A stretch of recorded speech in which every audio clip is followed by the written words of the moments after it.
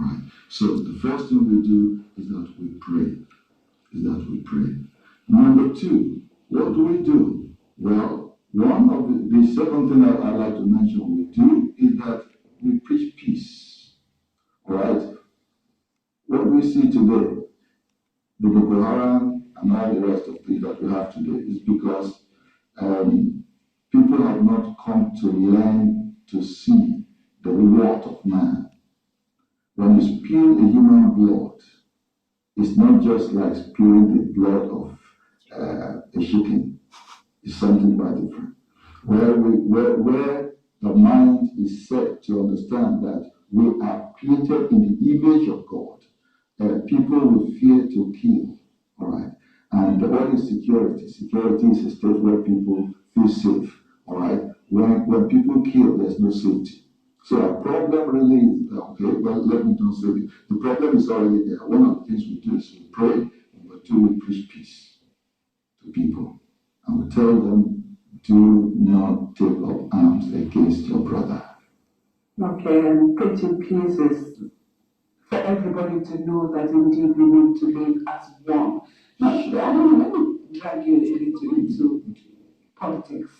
What do you think about the postponed elections? The postponed election, you see, one thing with us and one thing with me is that I believe in leadership. And to that extent, I'm saying that they have postponed the election. The government decided to postpone the election. I always feel, and I believe it's right for me, because, and from experience I've seen that when you're in leadership, you see more than what your people under you see. You see more than they are able to see. You are able to put different things together and come to a decision. I think that, in my own opinion, that it was good that it was postponed, because it was said that it was postponed for the good of the nation, so that by the time we go into the election, we don't have all kind of pieces of things that were not done right. So if that was the reason for me, fine. I'm happy you're talking about your own personal feelings concerning this, but some people or some other clergy would not want to touch politics. Would you say that politics and religion, they go together? Well, there are two different things to start with, but as to whether they go together, if we say that all we do is for the good of humanity, because two things are just involved in human life as far as I'm concerned. Love God, love your neighbor. All right? So to that extent, if Christianity is for me loving God, and politics is to care for the populace, I think for me they are not different. All right? In that connection. All right? But there are people that are into politics, like we have specialization in every sphere of life. So people are into politics. Some people go for being a Christian. Although we have Christians who are into politics, no problem. So for me, I don't see any problem as far as that is concerned. Does that, you think politics being brought into the church does not affect the relationship? It depends on what you mean by being brought into the church. Like some... Is it possible, is it really necessary to have the church and politics, I mean religion and politics mix? Because there are some who say there's a need to separate the state from the politics. Yeah, okay, but you see, that is in legislation, but we are talking of practical life. You must possibly belong to a party. Maybe you're not. Maybe you are not, but you belong to a church. All right. So if I have a person, for instance, in our present context, APC man in my church, he is in the church, he's a Christian, but he's in politics as APC. Does it make any difference? And it could be from any other political... That could also be from PDP. All right. So in my church, I have men who are from PDP, I have people who are from APC, all of them they are in the church. All right. Okay, but what do you say of some religious leaders who have been said to be endorsing candidates and talking about those in the church? Maybe on their own personal opinion. I think some, Well, because somebody is a Christian or is a pastor, does not mean he could not belong to APC or PDP. He could belong to any. But what we do as a church is I don't go to the pulpit and tell people to vote for this or vote for that. I allow them to vote according to their conscience. Okay, no, I ask them to vote. In other words, I ask them to be involved in politics. I wanted to bring in something here before you finish up, but it can still come in. A couple of weeks back, or last week to be precise, the Northern Elders Forum endorsed a particular candidate. And then we had on said last week, Saturday, some members of that forum who said they never endorsed it.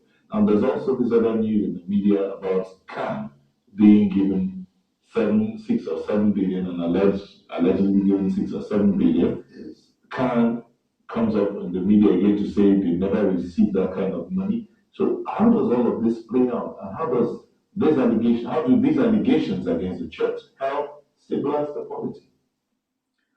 Well, for me, there's nothing surprising about that because you know that for a long time in Nigeria, especially now today, we have two powerful, so to say, parties. The one on PDP, then we have APC. All right, and they're talking. Everybody's talking. Everybody's talking, and because everybody's talking, you're going to hear quite a lot of things. I am not surprised hearing quite a lot of things. That doesn't, for me, say very much in particular whether the church is into politics or not. I don't see it that way. I will imagine that there are people who are in the church who belong to one particular political party and others in other political parties. And I believe that the politicians themselves too are finding ways, everybody's trying to gain, all right? And somebody is going to say, well, CAN has taken 7 billion, another person says they didn't take 7 billion. For me, I don't know. I read it in the papers. I just read it in the papers. That maybe CAN is giving 7 billion so that every Christian is going to vote for the president. And the CAN says we have never gotten any such thing. Who is going to prove that? I don't know. But I like you read it in the paper, so I read it also in the paper. Okay, I have this question here from Ibrahim Tafida, who says your pastor at the church in Asokoro, Abuja, campaigns for the president. My pastor. The pastor in your church. In my church. In Asokoro. Just like I said earlier on, a pastor could be he's a pastor, all right, but he has his political affiliation, isn't it? So is he allowed to campaign from the pulpit?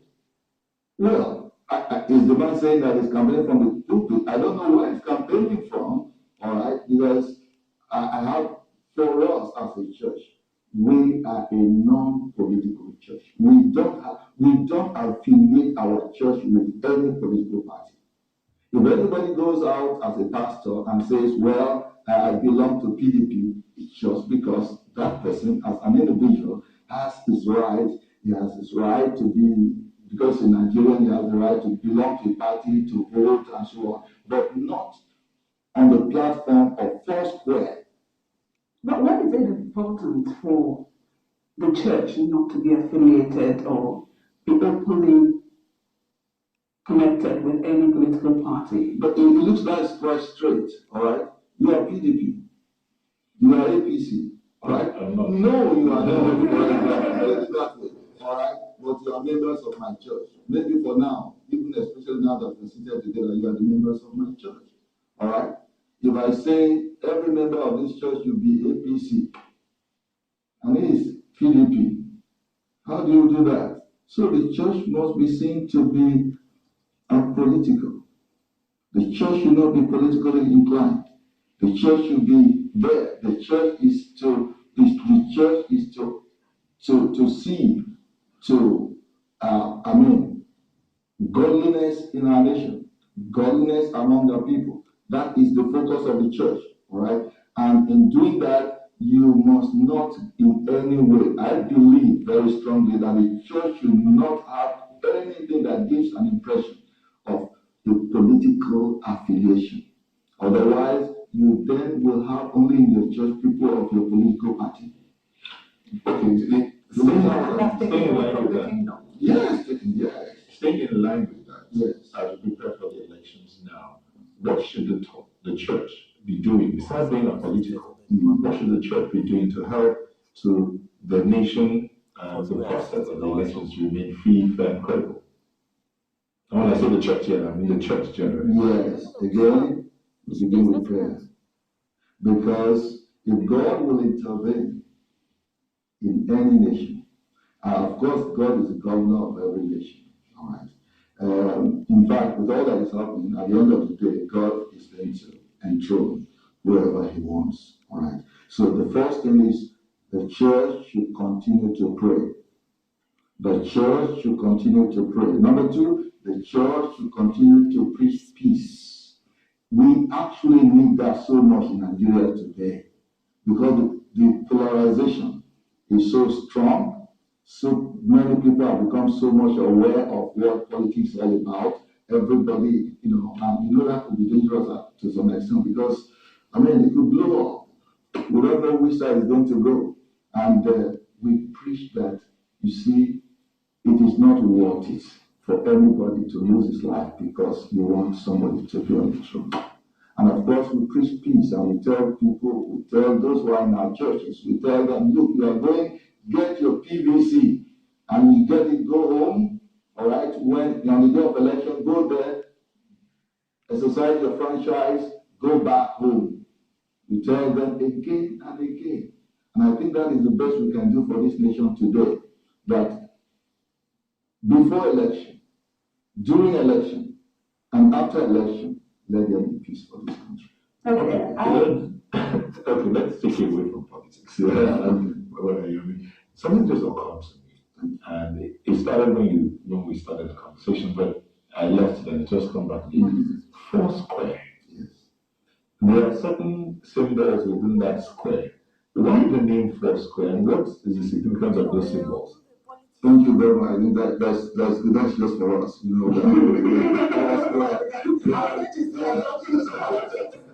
Foursquare. Yeah, that's all right. Politics is also good. But Foursquare. How do we come about Foursquare? Like I said, the founder of Foursquare is our sister